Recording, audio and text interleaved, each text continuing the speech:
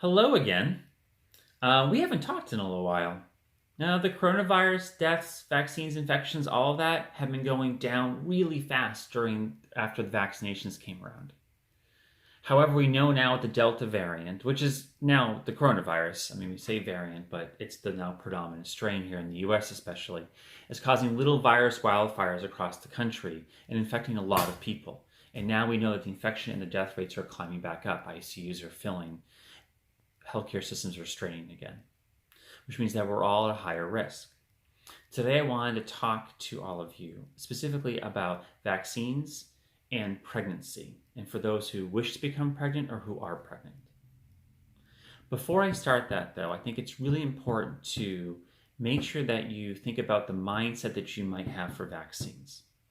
People tend to fall into two camps of thinking, okay?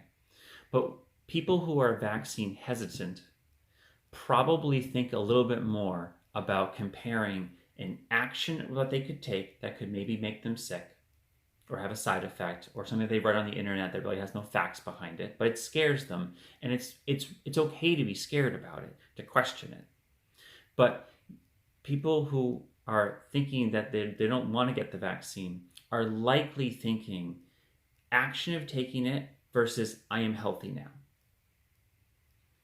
That's not really the way to think about risks. Those who probably are willing to accept, who are getting the vaccine and who are eager, like myself and my family and most of the people that I know who have gotten the vaccine, by the way, and are just fine, okay? 350 million people in the US have gotten the vaccine. 32 million women in reproductive age between the ages of 18 to 39 have gotten the vaccine, at least one dose. A lot of people have gotten this vaccine, and it's proven to be safe. But if you think I'm healthy now versus my action might lead to a side effect, or again, which I want to give you some information on, but there is no evidence that the vaccine is going to hurt your fertility, okay, or your baby right now. But the proper way to look at it is to say action versus inaction. Simply because you have chose not to decide doesn't mean you still haven't made a choice, right? So, action of getting the vaccine and having a possible side effect and hopefully dispelling rumors and just pure lies, basically misinformation, versus inaction.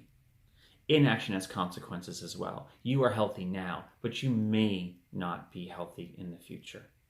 Not everyone who gets coronavirus, including Delta variant, will get sick, go to the hospital. I know that. We all know that.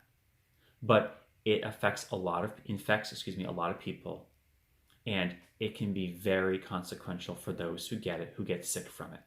And we know that. The data's out there. The numbers are rising. People are going. The ICUs are filling up. People get sick. People die from this. So, when you're thinking about some of the information I'm doing here, this goes to anyone else, even if you're trying to get pregnant, right? That you have to think about, it's not action versus I am safe now. It is action versus inaction.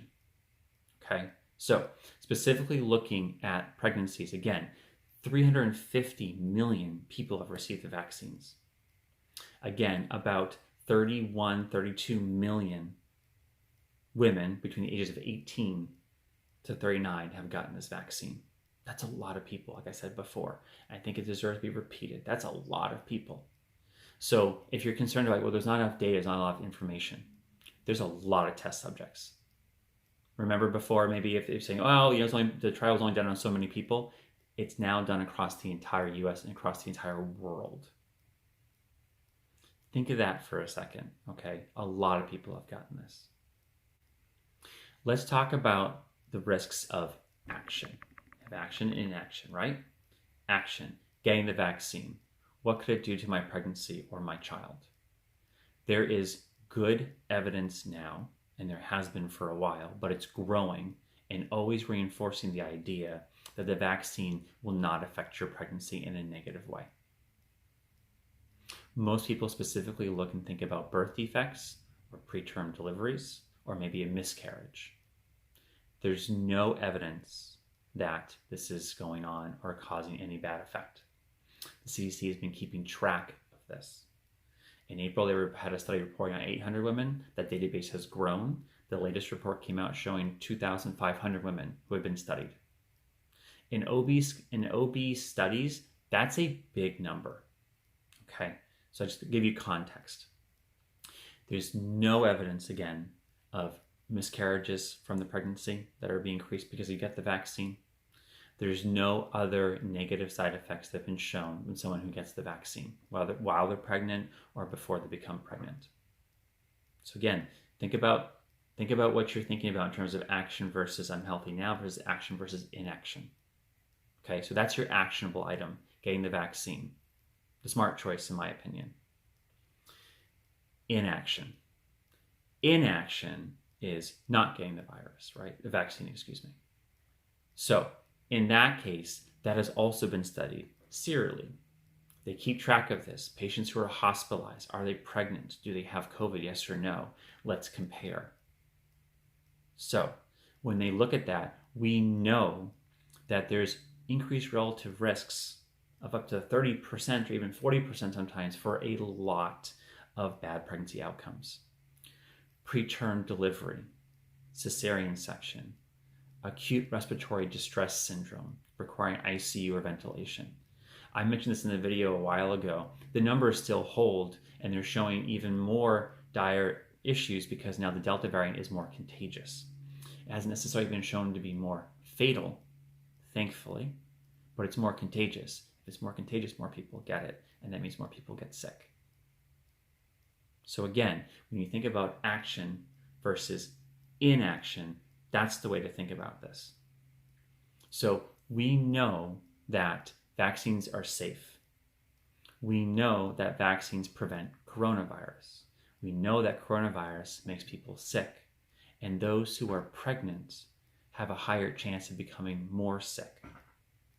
So when you're, again, please get the vaccine. If you're thinking about, anyone should get the vaccine that is eligible, but especially if you want to become pregnant. It is ACOG recommendation, it is ASRM recommendation, it is CDC recommendation, it is my recommendation, it is RSC's recommendation. Please get the vaccine if you're eligible. And we all also know, of course, wash your hands, wear a mask, avoid crowded indoor spaces. This isn't over yet, but you need to take some action to be safe. Okay. Thanks for listening. Bye.